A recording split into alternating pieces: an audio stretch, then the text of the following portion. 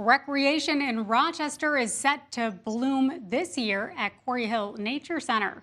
Visitors can expect improved trails, easier access to outdoor activities, and heightened safety features at the park. KIMT News 3's Maureen Dudley heads into the great outdoors to find out how a grant from the Greater Minnesota Regional Parks and Trails Commission is making it possible.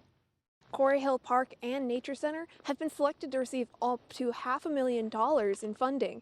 I spoke with the city about how this funding will impact the park and what improvements you may see. City of Rochester Park planner Jeff Feast says the park was selected to receive over $477,000 in grant funding from the state. There's a number of things that we're trying to accomplish. Some will be more noticeable to the public. We're trying to make the pond area more accessible for programming. Feast says the future plans include building a boardwalk near the pond where there has been some erosion.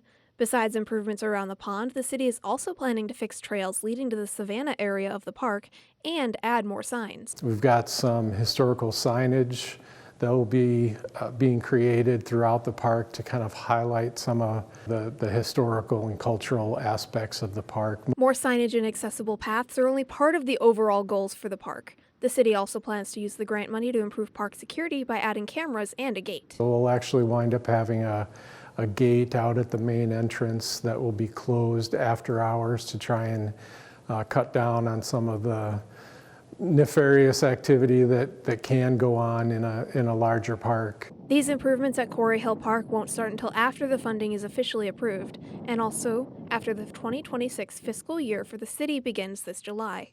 In Rochester, Maureen Dudley, KIMT News 3. The Minnesota legislature is expected to approve the grant funding for Quarry Hill Park and Nature Center next month.